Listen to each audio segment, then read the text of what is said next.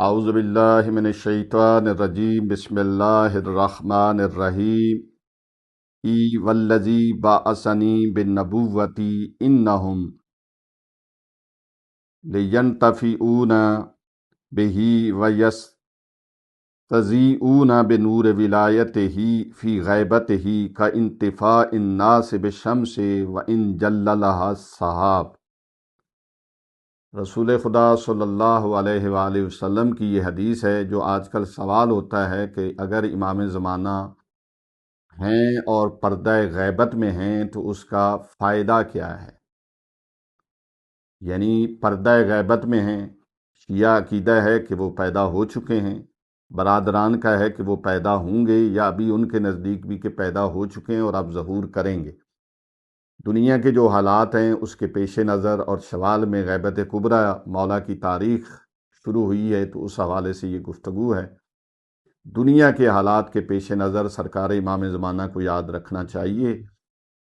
سوال یہ ہے کہ اگر وہ زندہ ہیں اور پیدا ہو چکے ہیں اور پردہ غیبت میں ہیں تو اس کا فائدہ کیا ہے؟ رسول خدا صلی اللہ علیہ وآلہ وسلم سے سوال کیا گیا کہ اے اللہ کے نبی، جب وہ پردہ غیبت میں ہوں گے تو ان کا کیا فائدہ ہوگا؟ تو رسول خدا کی یہ حدیث میں نے کہ رسول نے کہا، اس خدا کی قسم جس نے مجھے نبوت کے ساتھ بھیجا، لوگ ان کی غیبت میں ان کے نور ولایت سے ویسے ہی فائدہ اٹھائیں گے جیسے لوگ سورج سے فائدہ اٹھاتے ہیں جب وہ بادلوں کے پیچھے چھپا ہوتا ہے۔ آپ خود سوچیں، یہ قول الحکیم ہے۔ قول الحکیم لا یخلو عن الحکمہ، حکیم کا قول حکمت سے خالی نہیں ہوتا۔ رسول نے اگر فرمایا ہے کہ ان سے لوگ ایسے ہی فائدہ اٹھائیں گے جیسے سورج سے فائدہ اٹھاتے ہیں وہ بادلوں کے پیچھے جب چھپا ہوتا ہے۔ آپ مجھے بتائیں، سورج جب بادلوں کے پیچھے چھپا ہوتا ہے تو کیا اس کی روشنی نہیں ہوتی؟ لوگ اس سے فائدہ نہیں اٹھاتے؟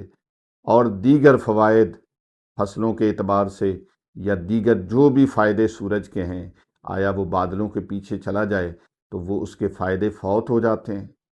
ہر ایک کا جواب یہ ہوگا کہ سورج چاہے بادلوں کے پیچھے ہو، اس کا ہونا ہی بہت بڑا فائدہ ہے۔ تو پھر آپ رسول کی اس حدیث سے سمجھ سکتے ہیں کہ چاہے امام مہدی اجل اللہ فرجہ الشریف پردے کے پیچھے ہیں، پردے غیبت میں ہیں، لیکن ان کا ہونا ہی امت کے لیے بہت زیادہ فائدہ مند ہے۔ وآخر دعوانا ان الحمدللہ رب العالمین۔ ہماری گزارش ہے کہ ہمارے فیس بک، یوٹیوب اور انسٹاگرام کے تمام پیجز کو لائک کریں، شیئر کریں اور سبسکرائب کریں۔